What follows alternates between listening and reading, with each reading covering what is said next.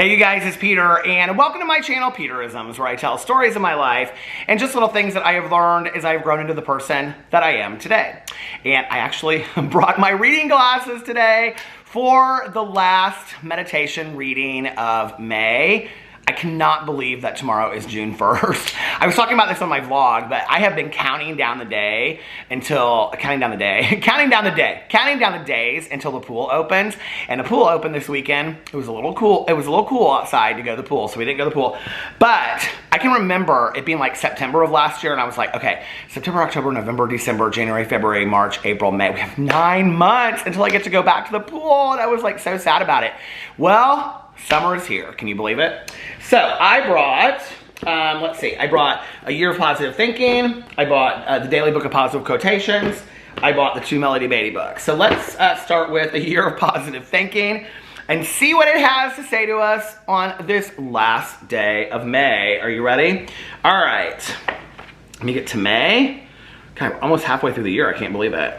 Okay. May 31st, an exercise in happiness. Ask yourself, what does happiness mean to me? How could I add more happiness into my daily life? How could I treat myself better? Answer these questions, then ask yourself what you could change each day to add more happiness to your life. Small changes can become powerful shifts. Give it a try and see how your happiness changes over the long term with some small daily changes. If you find writing helpful to track these changes, start a happiness journal to record your answers and daily activities. It's so funny because so many of the meditations in this book this month have been about practicing happiness and, you know, making goals for the next month. Did any of you do that out there? Like make goals of things you want to do next month or more of on a daily basis?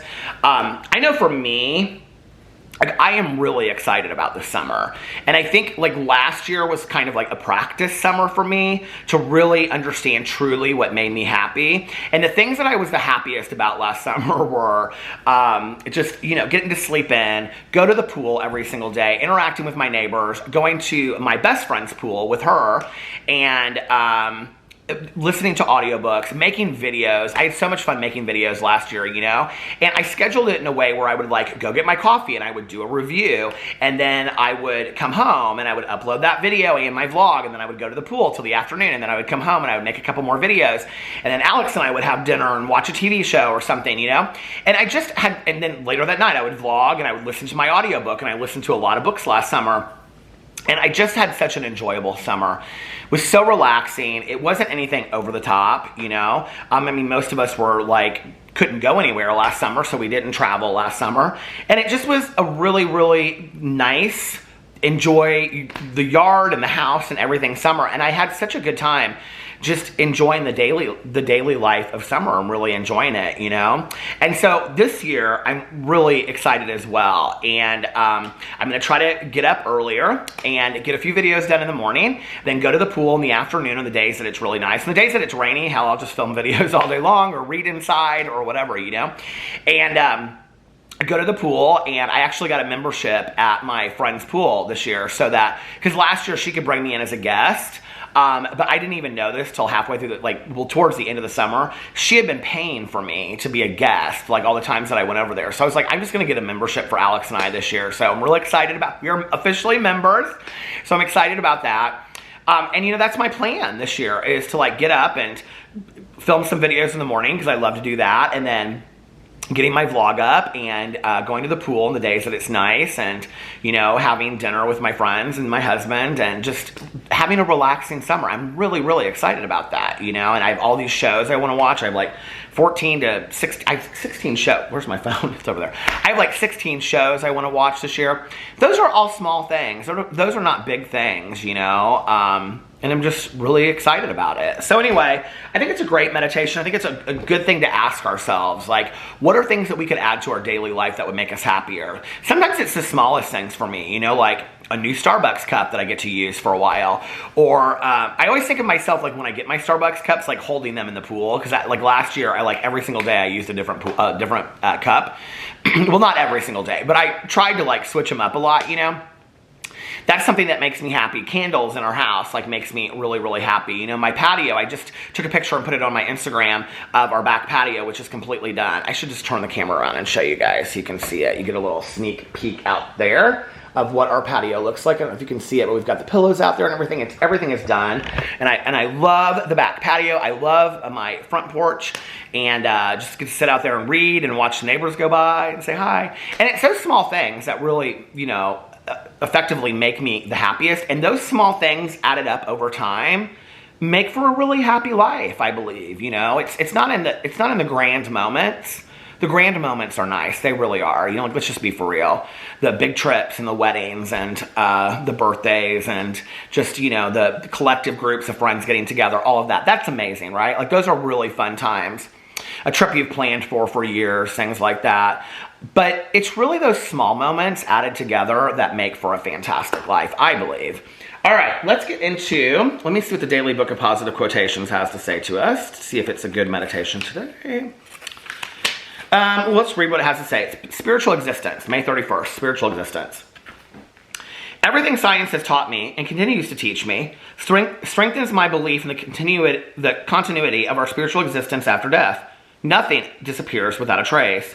Werner von Braun. Human beings have always attempted to understand what happens after death. Over the centuries, people have held many different opinions about whether there is life after death, and if so, what it is like. We can never know with certainty what happens after we die, simply because there is no empirical way to determine it. Whatever we believe is ultimately a matter of faith.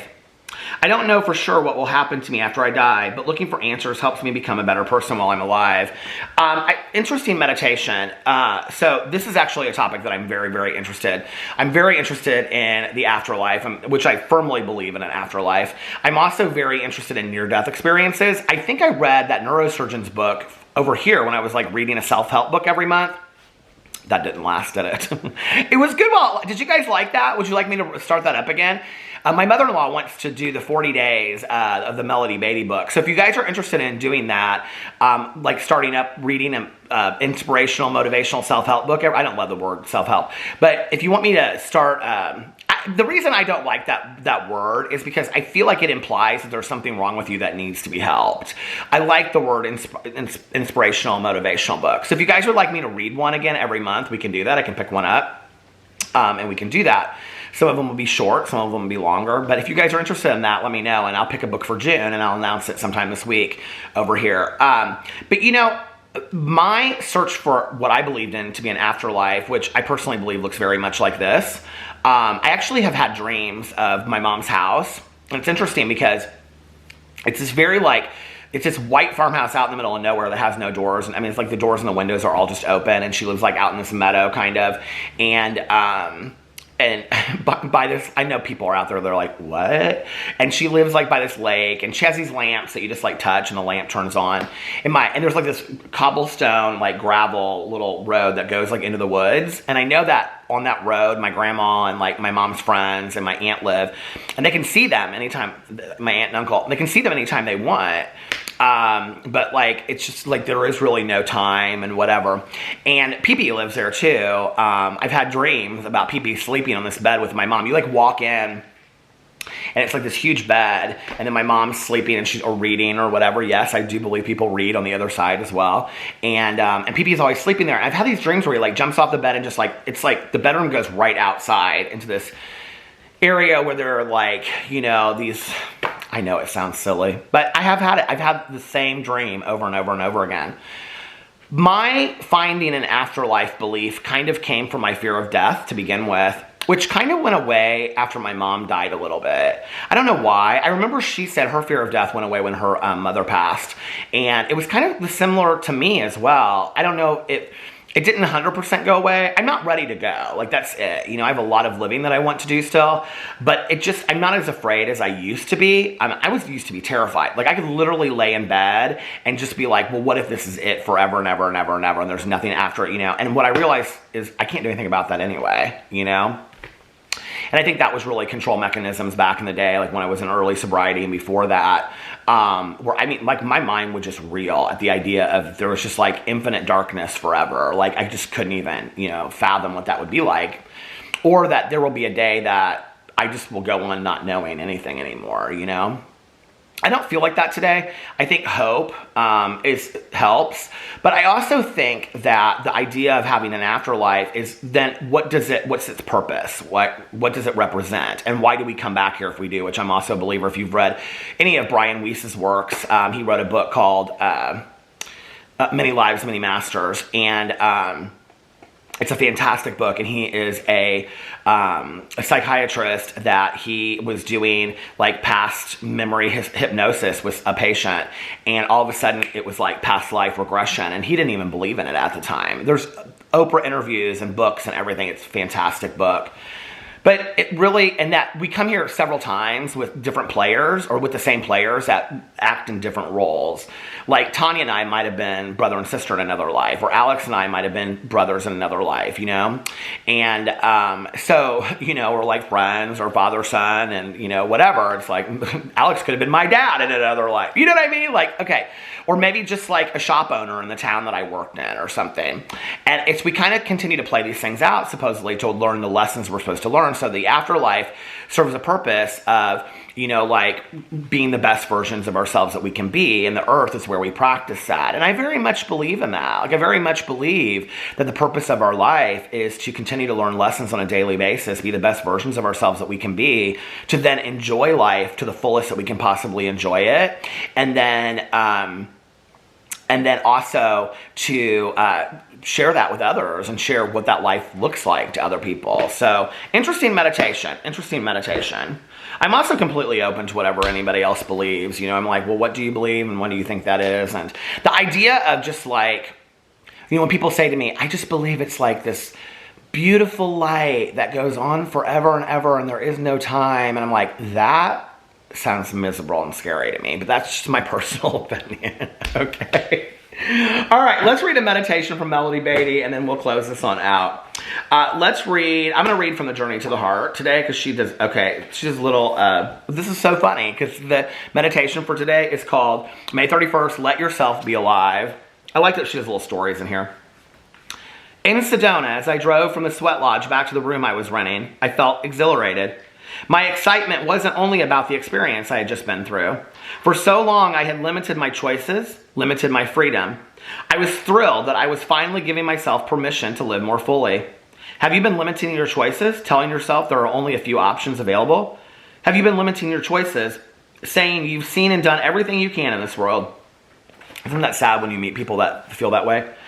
Have you been limiting yourself in your life, then wondering why life is so limiting? And what I mean by that is that people that are like kind of unteachable. You know, I've said on here before, like my biggest pet peeve is people that are unteachable, that just feel like they have, I rarely ever in the middle of a meditation read it. But when people are just like, you can't teach them anything, you know, and they're like, oh no, you don't know, and blah, blah, blah, blah, whatever. And I'm like, life is very small, I think, in that way for you. Then you don't see the huge options out there, you know? Set yourself free. Give yourself permission to experience and taste more of life. You are here to live your life fully, richly, passionately. The journey has been about more than cleansing, healing, and spiritual growth. You have a body, emotions, passion, and thought. You are here to bring all parts to life, to connect the parts and to fully live your life. Partake of the abundance of the universe. You're sitting at a banquet table. Let yourself feast. Move on from monitoring, watching, and limiting. Experience all of life that you can.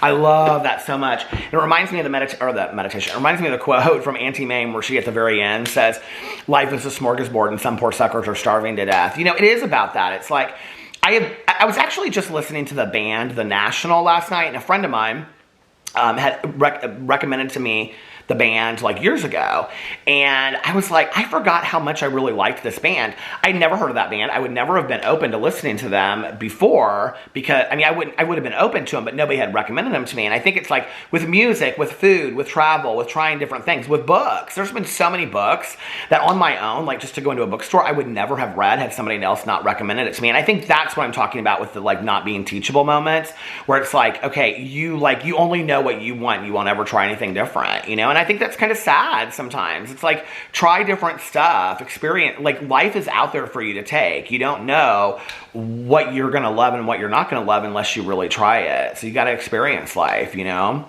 These were great meditations today. These were inspiring meditations to me today and motivating meditations today. Maybe a little helpful to ourselves. But they were really motivated and inspiring, so I really liked them. Anyway, welcome to summer, and I will be back tomorrow. Let me know what you think about these meditations in the comment section below. I love you guys, and I will see you then. Bye.